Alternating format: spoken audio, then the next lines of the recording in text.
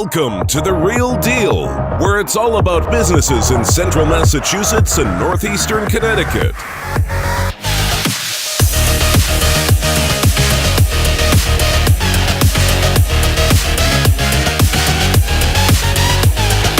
And now, your host, Anthony Chabot of Chabot and Associates. Hey everybody, and welcome to the Real Deal Business Podcast. My name is Anthony Chabot with Chabot and Associates Real Estate Group of Keller Williams, and we are back again for the latest episode with Apollo Ziembroski from Apollo Cycles, the old Danielson Adventure Sports. Welcome to the podcast, Apollo.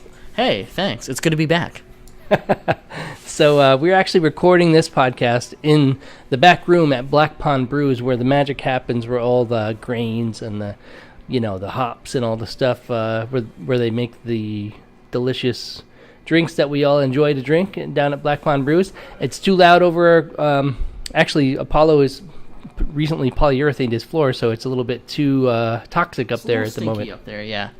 So we are down here at Black Pond Brews recording, and we can't do it in the other room because there are people playing games and telling jokes, and you never know what's going to happen at Black Pond Brews. Yeah, it's a rager down there.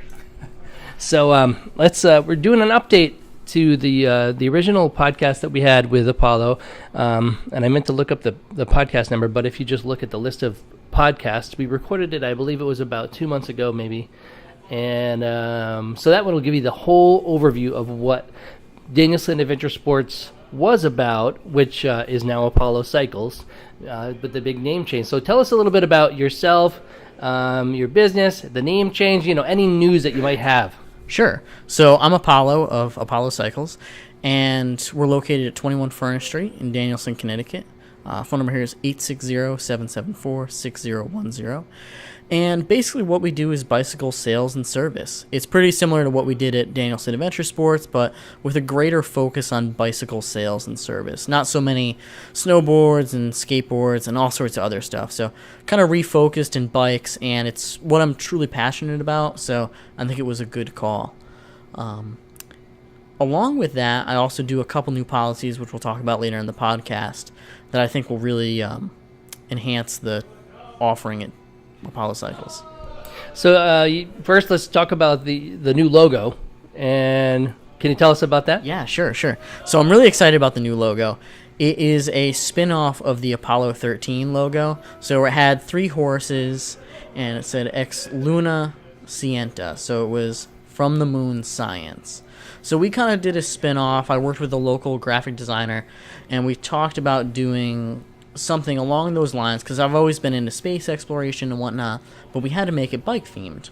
So we did like a cyclist coming from the Earth going to the moon, and the new logo is the old one translated from the moon knowledge, and the new one translates to from the cycles joy. So it's kind of what we're all about. It's just bikes and making people happy with bikes. Yeah, I love that. And was it Jamie? Yeah, Jamie Caparoso, who is the one who did the logo at Kappa Creative. And she did a really good job. It was a little back and forth between us for a while, and we were able to come up with something that looks really great, and I'm really excited about it, actually. I like it, too. It has a great feel to it. When you look at the logo, there's something about the logo that makes me feel like there's something going on there that I want to learn more about. For some reason, it's like this. I don't know if it's the angle of the bike, and he's kind of got his hand up in the air. I don't know if he's doing a peace sign or something like that. He's actually doing a wheelie.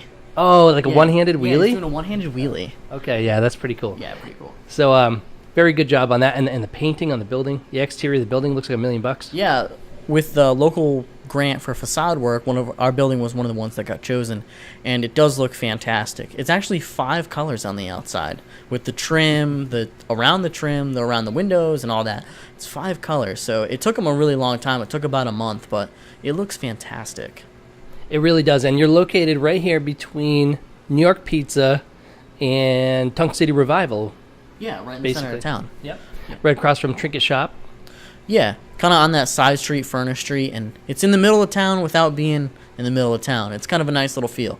Yeah, it's set back a little bit, but there's a couple banners up there by the railroad tracks, which is, that's exactly where you are, right on the tracks. Yeah, exactly. Yeah, a lot of people think this was an old rail station, but it never was. You're right. Yeah, I hear people say that all the time. Yeah. And I see you commenting and replying to people on Facebook all the time about They'll that too. argue with me, and I'm like, listen, it was never a rail station. Yeah, so it's pretty funny. So anyway, a lot of things going on in downtown Danielson. So tell us about some new promotions that are going on, and we'll talk about some other stuff after.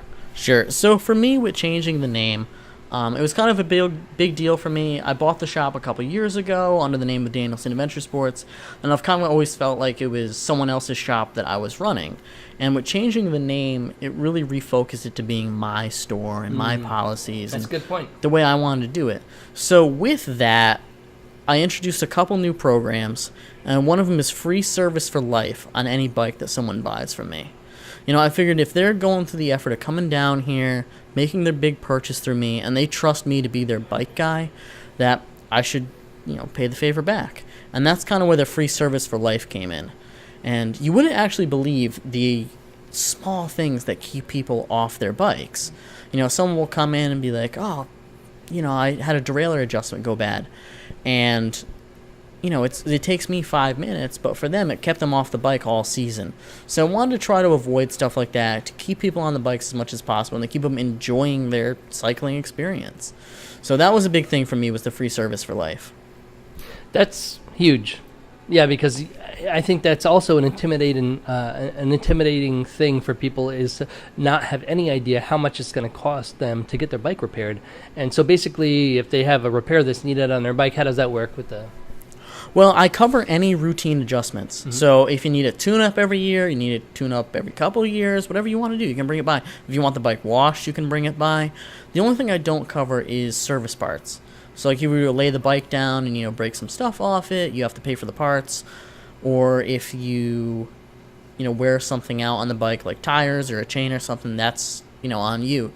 But I cover all the routine maintenance on it. So it's kind of a worry-free environment for the customer. That's huge. So you're saying, let me make sure I understand this right, because it seems like it's actually does seem a little bit too good to be true. It does, I know. So let me make sure I understand this right. So say we're on the Coast and Toast Tuesday night mountain bike ride, go to Old Furnace, I drop my bike somehow and I break my brake handle.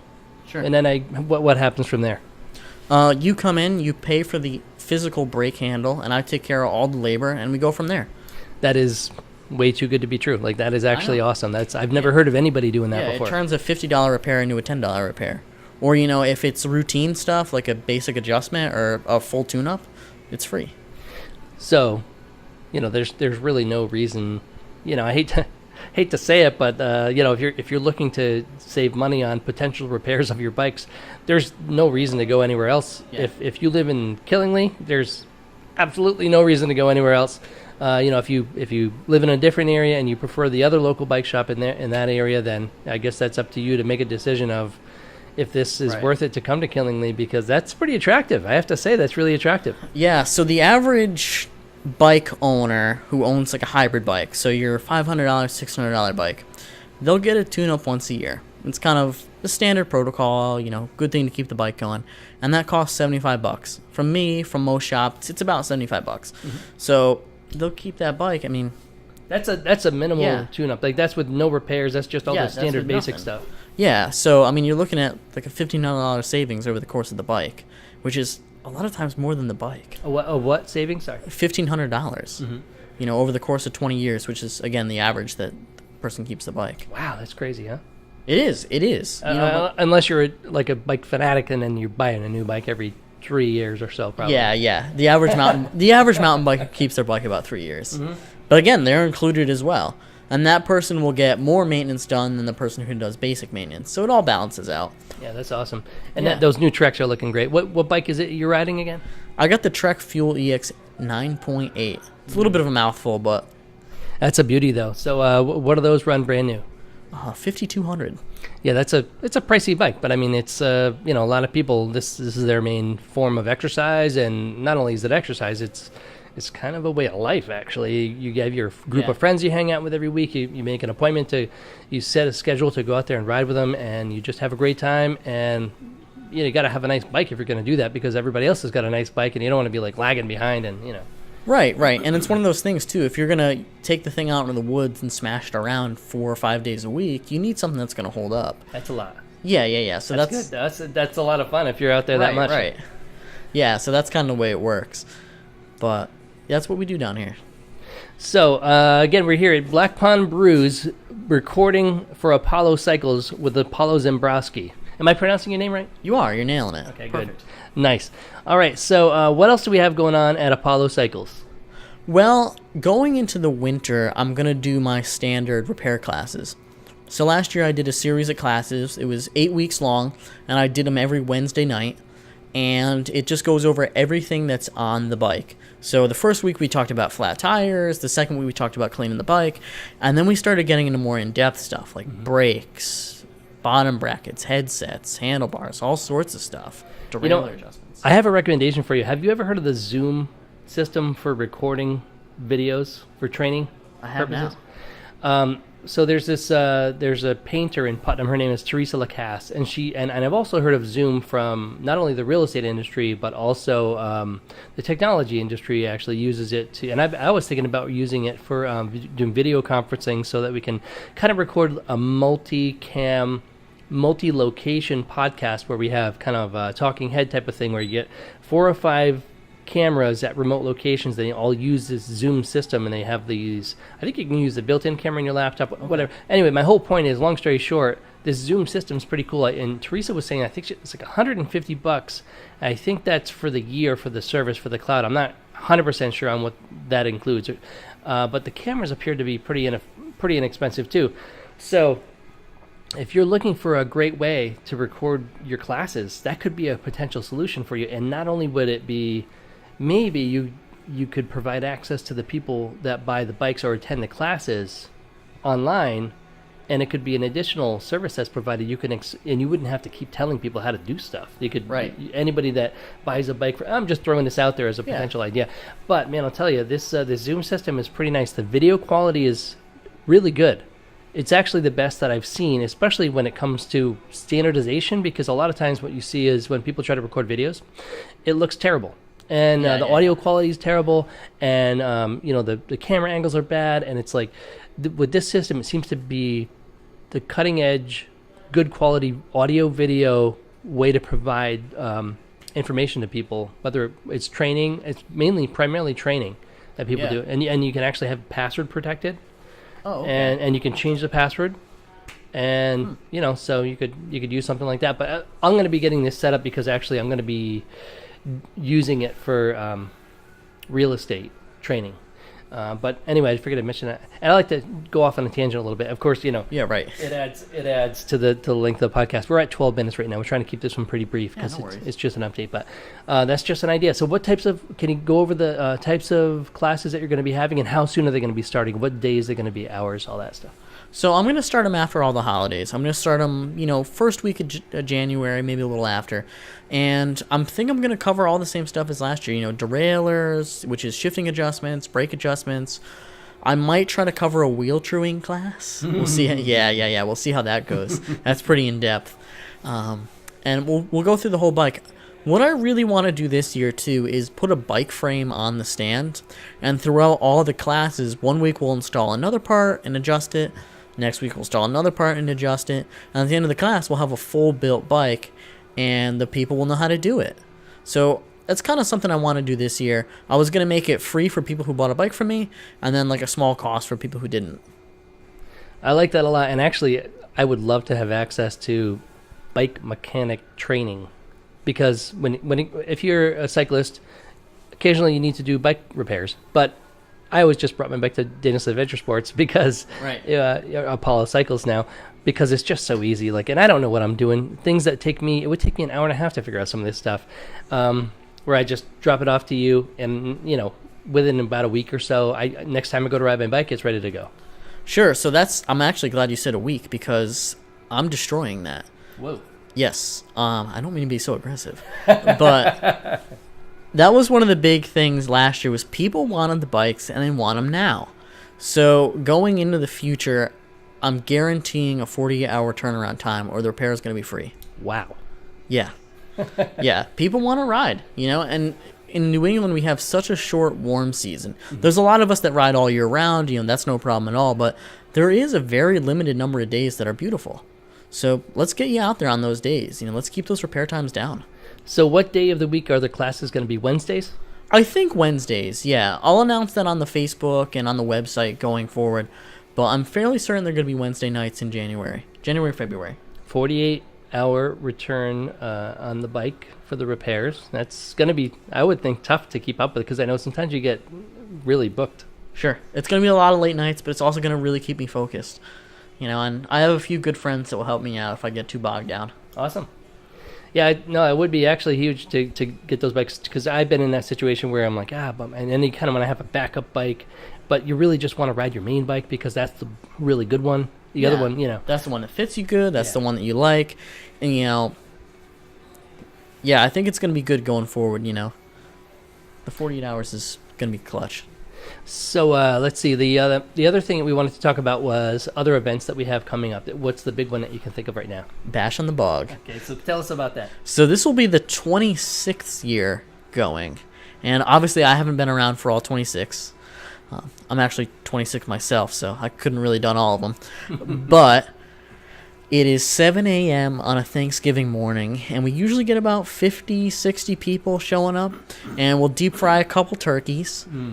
Everyone kind of brings their specialty dish, little potluck action, and we'll do the Quinnebog River Trail. So out and back, it's about 10 miles.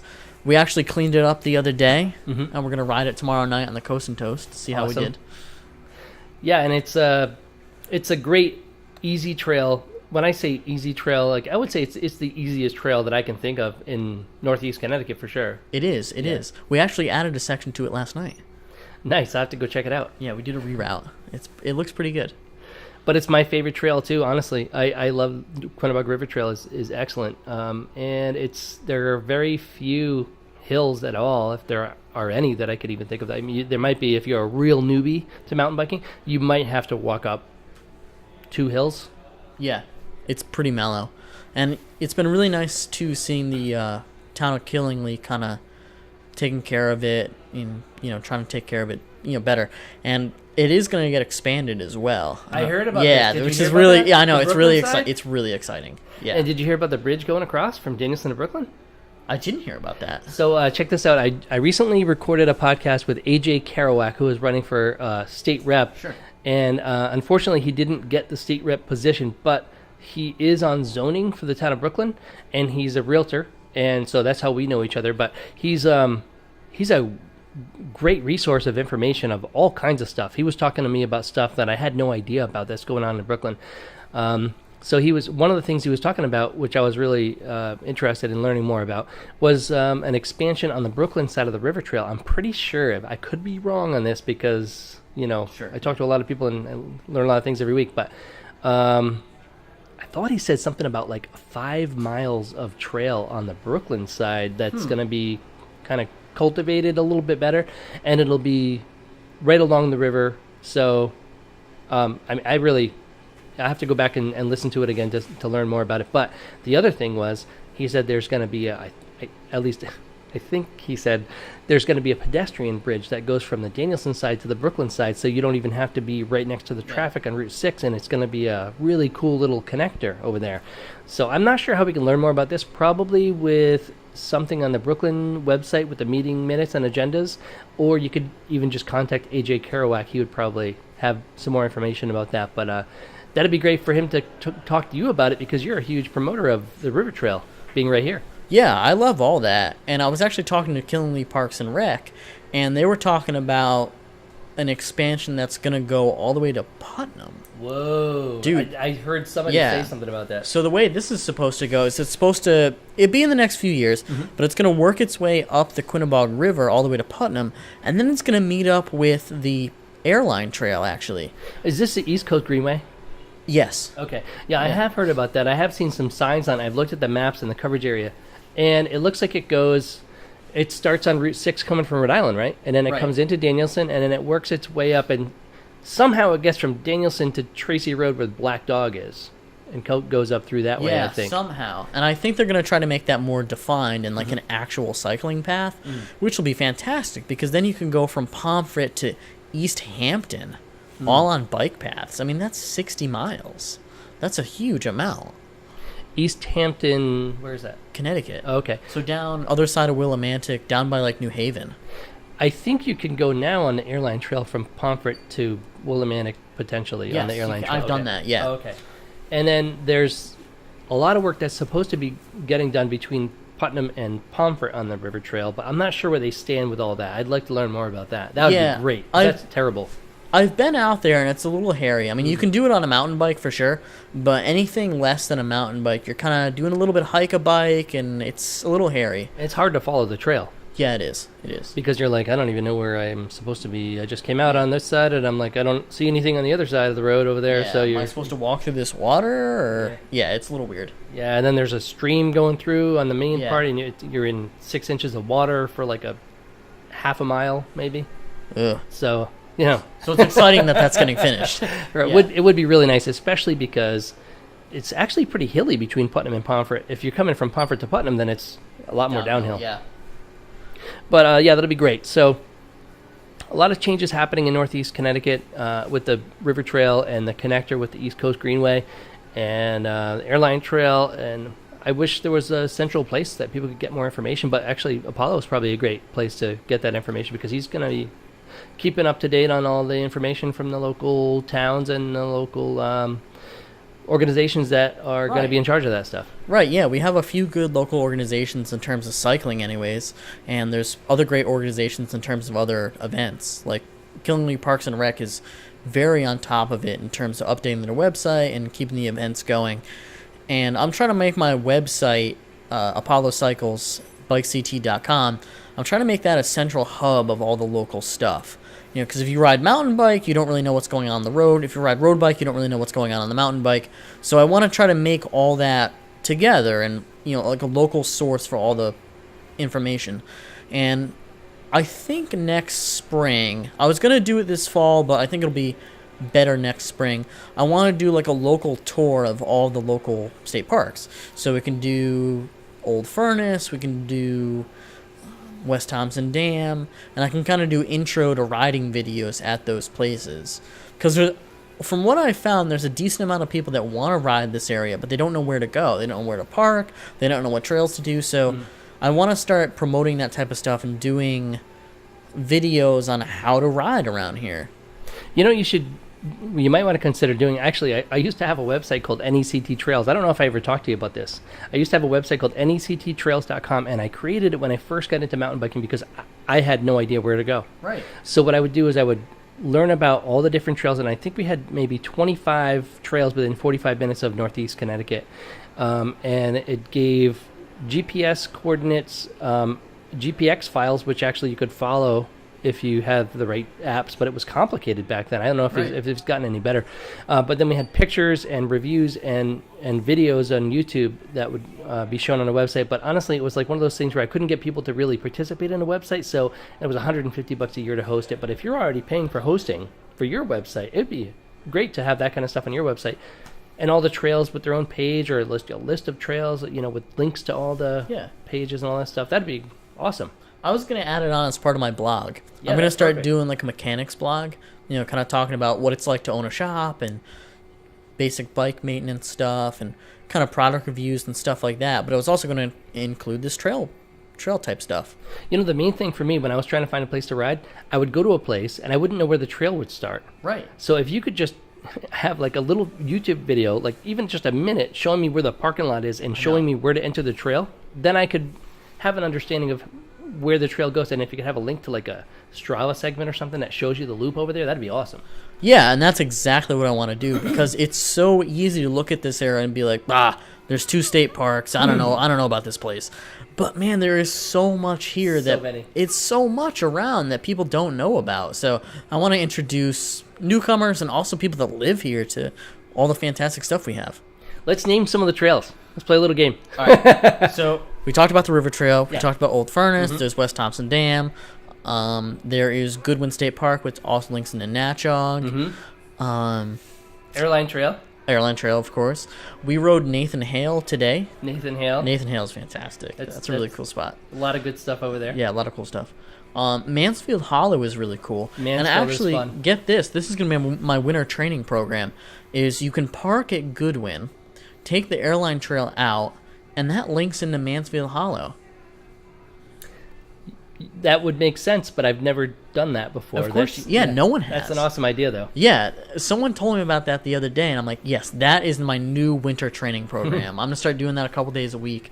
But there's fantastic stuff at Mansfield Hollow, and you can take that all the way to the Mass border. Mansfield Hollow is a lot of fun, and it's hard-packed, too, so you can go pretty fast on those trails. There's not a lot of effort involved, and there's not a lot of hills there, from what I remember. No, it's really fast, really flowy, and it's easy to find your way around. There's essentially 2 ponds and trails that go around them. It's pretty easy. And it is actually a pretty area, too. And there's some fun downhill parts where there's like little wood sections of trails. And it's pretty hard to find a trail there without a water view, which is pretty nice.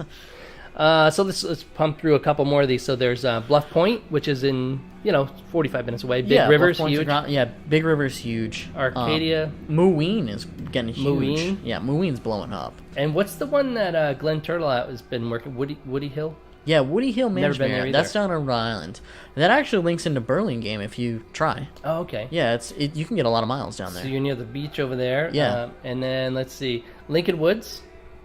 And then we have... They're doing a race there this weekend. Oh, is it? Enduro race. I love Lincoln Woods. Yeah, it's a cool spot. It's nature's mountain bike park. I mean, it's like... It looks like if God were to create a mountain bike park with using nature, it's Lincoln Woods. Perfect. Yeah, it's really... That's a spot I want to do a guide video for, because when you go there, it looks like a spider web of trails. It is a spider web. It's very difficult to not keep looping her in a circle. Yeah. But they do have a weekly ride, or they used to have a weekly ride there with Blackstone bikes, and then it would be Wednesdays at 5 o'clock. And I actually rode it one time, and I love Lincoln Woods personally. It's beautiful, it's great, and there's a huge around the pond trail around there too. But when you get to the hill part with all the rollers, all the rock rollers everywhere, that part is the part where it gets really spiderwebby. But if you take a guided tour with somebody, or if you go to the fun ride, which you're not having this year, you can follow the arrow trail, or you can use the Strava to follow your way through. But the best way is to just go there, somebody that knows how to get around. That place is awesome. Oh, yeah. And so let's see. Then there's Mendon Road at Sutton. Yes, there's the zoo. The zoo trails at Southwick Zoo.